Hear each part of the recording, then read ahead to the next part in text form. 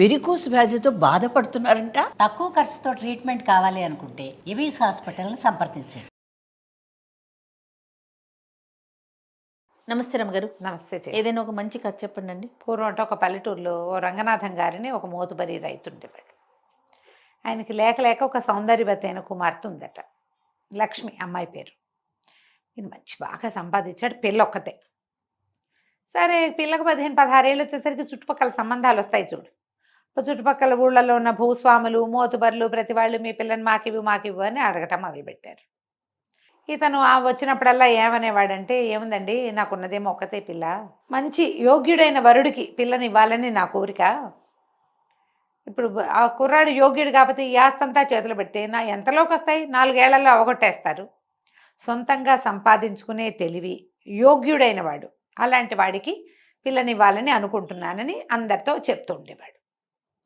ఇలా గడవగా ఒకసారి ఒక 3 యువకులు, మేము చాలా యోగ్యులం, మీ పిల్లని చేసుకుని మేము మీ ఆస్తిని పెంచుతాం, మేము చాలా తెలివిగల వాళ్ళం, మంచివాళ్ళం అని అందరితోటి యోగ్యత పత్రాలు కూడా పుచ్చుకుని, ఈ పిల్లాడు చాలా మంచివాడు, ఈ అబ్బాయి చాలా మంచివాడు అని అలాంటి సర్టిఫికెట్లు తీసుకుని 3 వచ్చారు.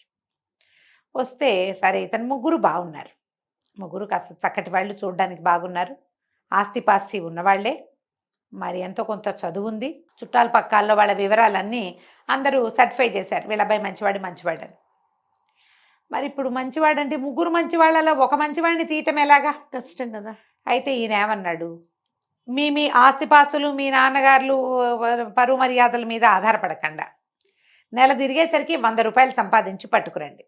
ఈ రోజుల్లో అయితే 10 లక్షలు అలా చెప్పాలేమో, 1,00,000 అయినా అని చెప్పాలేమో, మరి పాతకాలం కదా, ఇప్పుడు 60లో కథ కాబట్టి 100 రూపాయలు అని చెప్పారు. 100 చాలా పెద్ద అమౌంట్ అప్పటికి.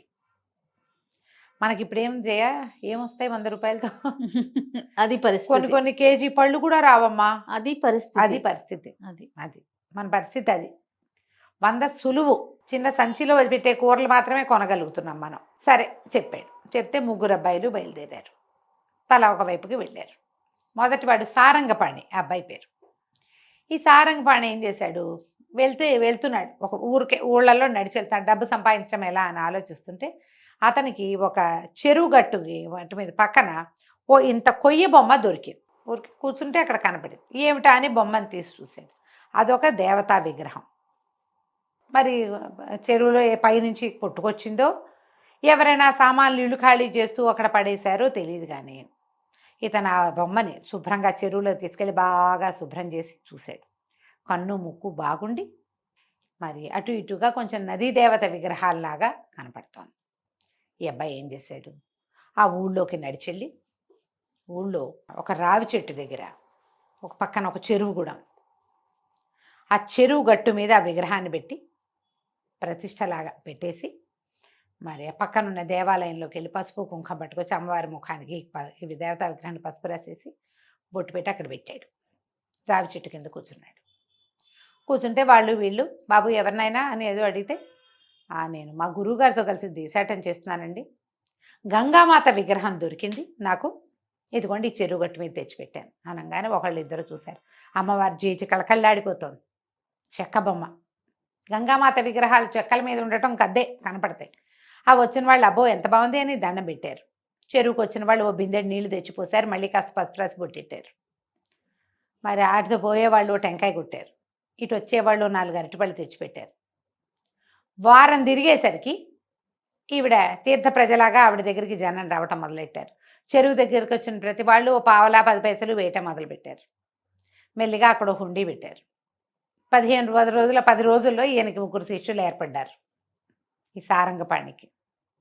మరి అతనికే కదా దొరికింది, ఏం పెద్ద మంచి మాటలు అవి చెప్పేవాడు కాదు, దండం పెట్టుకుని కూర్చునేవాడు రావి చెట్టు కింద. వచ్చిన వాళ్ళంతా ఏవో 10 రూపాయి, పావలా 10 పైసలు, 5 పైసలు కానీ అర్ధనా వేయటం మొదలుపెట్టారు. ఒక వారం 10 రోజులు తిరిగేసరికి ఇతను అందులోంచి కొంత డబ్బు తీసి విడిగా పెట్టడం మొదలుపెట్టాడు. గంగామాతకి గుడి కట్టాలి అని ఒక స్లోగన్ మొదలుపెట్టాడు. 3 శిష్యులు దాన్ని బలపరిచారు. 22 డేస్ అయ్యేసరికి పక్కన తీసిపెట్టిన డబ్బులు 100 దాటినాయి. వచ్చేస్తాయి అట్లాగే. అవును, ఎన్ని దేవాలయాలు చూడలా మనం. 26వ రోజుకి అక్కడ హుండీ నిండిద్ది, ఇతని దగ్గర 100 ఉంది. 26వ రోజున ఇతను ఏం చెప్పాడంటే, నేను వెళ్ళొస్తాను నాయన, గురువుగారు స్వప్నాదేశం ఇచ్చారు, నన్ను కాశీ రమ్మన్నారు, అమ్మవారికి గుడి కట్టించే బాధ్యత మీదే. రోజులు ముందుకెళ్ళాక మీలో ఎవరు తపస్సు ఎక్కువ చేస్తే వాళ్ళని గురువుగా భావించి మిగిలిన వాళ్ళిద్దరూ శిష్యరికం చేయండి, ఈ అమ్మకి ఇక్కడే గుడి కట్టండి అని చెప్పి ఆ 100 రూపాయలు పుచ్చుకుని నడిచి వెనక్కి వచ్చేసాడు. 5-6 ఊళ్ళు మారాడు. అతను ఈ ఊరు వాడని ఎవరికీ తెలీదు. పైగా జుట్టు గడ్డము పెరిగిపోయి ఉన్నాయి, ఏదో లేత రంగు బట్టలు వేసుకున్నాడు, కావిగుడ్డల్లాగా ఉన్నాయి. ఇంటికి వెళ్ళాక మంచి ప్యాంటు షర్టు వేసుకుని హెయిర్ కట్ చేసుకుంటే అతను గుర్తు కూడా పట్టి వెళ్ళిపోయాడు, డబ్బులు పుచ్చుకుని. అయిపోయింది. అక్కడి నుంచి ఇందులో రెండో వాడు సుబ్రహ్మణ్యం. ఈ సుబ్రహ్మణ్యము సంపాదించడానికి మార్గాల కోసం తిరుగుతున్నాడు. ఏమీ పని దొరకలా, ఐడియా రాలా. చిన్నపిల్లలు ఆడుకుంటుంటే వాళ్ళ దగ్గర వాళ్ళు ఏదో తింటుంటే నాకు కూడా పెట్టండి అని అట్లా ఆహారం స్వీకారం చేయటం మొదలుపెట్టాడు. 8-10 రోజులు గడిచినాయి. అతని వల్ల కాల. ఇది నా వల్ల కాదు, ఇంటికి వెళ్ళిపోదాం అనుకున్నాడు. 5-6 ఊళ్ళు దాటేశాడు. ఆ ఊరు ఈ ఊరు నడుస్తూ ఓ ఊళ్ళో ఇతను ఇంక వెళ్ళిపోదాం ఇక వెనక్కి, ఇక నేను ముందుకు వెళ్ళను ఈ సంపాదన కోసం అని అనుకుని వెనక్కి తిరిగేసరికల్లా ఏమైంది, కొంత దూరం నడిచి వస్తుంటే చీకటి మాటన ఎవరో మనిషి పరిగెడుతూ ఇతన్ని గుద్దేసేసరికల్లా కింద పడ్డాడు. ఇతను అతన్ని లేవదీసే లోపల వెనక నుంచి పెద్ద పెద్ద కేకలు వినపడ్డాయి, పట్టుకోండి పట్టుకోండి, దొంగ దొంగ, వాడు దొంగ అనేసరికల్లా ఇతను గట్టిగా పట్టాడు. అవతల వాడు 2 గుద్దులు గుద్దేశాడు ఇతన్ని. పట్టుకుంటున్న వాడిని కొట్టేసరికల్లా ఈ సుబ్రహ్మణ్యం కొంచెం గట్టివాడే ఇతను. అతను ఆ దొంగని పెడరక్కలు విరిచి పట్టేసుకున్నాడు. మోకాలతో మోచేత్తో దొరికిన చోటల్లా పట్టేశాడు. ఆ అవతల కేకలు పెడుతున్న వాళ్ళకి పట్టుకున్నాను రండి రండి రండి అంటే వీడి దగ్గర ఒక కత్తి కూడా ఉంది. ఈ పరిగెత్తుకొస్తున్నది దొంగ దగ్గర. సుబ్రహ్మణ్యంకి ఒక చిన్న గాయం కూడా అయింది. కానీ అతను వదిలిపెట్టల, సాహసి. పట్టుకున్నాడు. వాళ్ళు పరిగెత్తుకుంటూ వచ్చి ఈ గట్టిగా వెనక నుంచి పట్టుకున్నాడుగా, అతన్ని స్వాధీనం చేసుకున్నారు. బాబు ఎవరండి మీరు, ఏ ఊరు మీద, ఈ ఊరు వాళ్ళే లేరే అని కనుక్కున్నారు. ఏదో పై ఊరు, ఏదో పని కోసం ఈ ఊరు వచ్చానని చెప్పేసరికి రండి జమీందార్ గారి దగ్గరికి వెళ్దాం. వీడు జమీందార్ గారింట్లో కత్తి చూపించి నగా నట్రా కొట్టేశాడు, వాడి బట్టల్లో ఉన్నాయి ఆ నగలన్నీ అని చెప్పి చెక్ చేసి నగలు ఉండటం చూసుకుని ఈ సుబ్రహ్మణ్యాన్ని కూడా మోసపోయారు జమీందార్ గారి దగ్గరికి. ఆ జమీందార్ గారు చాలా సంతోషించి, నాయన భలేవాడిపోయి నువ్వు ఈ 100 ఉంచు అని 100 రూపాయలు చేతిలో పెట్టాడు. సుబ్రహ్మణ్యం అనుకున్నాడు, ఇవాళ నక్కని దొక్కాను, అదృష్టం కలిసి వచ్చింది, అంతేగా, ఇలాగే కలిసి రావాలి మనకెప్పుడో అని ఆ 100 జేబులో పెట్టుకుని వెనక్కి తిరిగి వచ్చేసాడు. ఇక మూడోవాడు, ఇతని పేరు గురునాథం. ఈ గురునాథము ఆ ఊరు ఈ ఊరు తిరుగుతూ వెళ్ళాడు. ఎవరో వ్యవసాయ పనులు చేసుకుంటుంటే వాళ్ళకి సహాయం చేశాడు. వాళ్ళు భోజనం పెట్టారు. పై ఊరు వెళ్ళాడు. అక్కడ ఏదో గడ్డివాము కట్టేస్తుంటే ఆ గడ్డివాము పని కూడా చేశాడు. 16 రోజులు గడిస్తే ఈ 15 రోజుల్లో అతను శుభ్రంగా సుష్టుగా తిన్నాడు ప్రతిరోజు. డబ్బులు 5-6 రూపాయలు కూడా అతని దగ్గర చేరల. తిండి గడుస్తోంది కానీ డబ్బులు రావటం. ఇవి ఎట్లా వస్తాయో అతనికి తెలియలే. 15 రోజులు అయిపోయింది. అయితే ఇతను ఒక ఊరు మారుతుంటే ఒక జట్టు, ఒక 6-7 మనుషులు కూర్చొని మాట్లాడుకుంటున్నారు. ఏమిటి అని కనుక్కున్నాడు. ఏంటండి అనేసరికి వాళ్ళు అన్నారు, బాబు మేము వంట జట్టు వాళ్ళము, ఇంకొక 2 మనుషులు రావాల్సింది, వాళ్ళు రాకపోతే మా పనులు ఆగిపోతాయి, వాళ్ళ కోసం చూస్తున్నాం, వాళ్ళేమో హ్యాండ్ ఇచ్చి ఇంకో జట్టుతో పోయారు, మనుషులు లేక చస్తున్నాను ఆయన, పెళ్ళి చాలా పెద్దది, 16 రోజులు అక్కడ పని చేయాలి మేము అనేసరికి ఇతను ఏమిస్తారండి అన్నారు. రోజు కూలీ ఇస్తాం నాయన, భోజనం గడిచిపోతుంది, పెళ్లి భోజనాలు కదా, రోజు కూలీ ఇస్తామంటే నేను పని చేస్తాను, నన్ను తీసుకెళ్ళండి అన్నాడు. తనకి వంట ఏం పెద్దగా రాదు, కానీ పై పని చేయాలి కదా. వంటశాలలో గుండిగలు దించటాలు, కూరలు కలపటాలు, కూరలు తరగటాలు, ఈ వస్తువు ఇక్కడి నుంచి అక్కడికి మోయటం, వడ్డనలు చేయాలా, పైన కర్ర పెత్తనం, వస్తువులకి కాపలా, ఇన్ని పనులు చేస్తే అవుతాయి. ఇతను వాళ్ళ దగ్గర అన్ని రకాల పనులు చేశాడు. ఆ కాలంలో చెరువు నుంచి నీళ్లు తెచ్చుకుని వంటకేసుకోవాలి, లేదా బావి నుంచి తోడాలి. బలశాలు అయితే కానీ ఆ పనులు కుదరవు.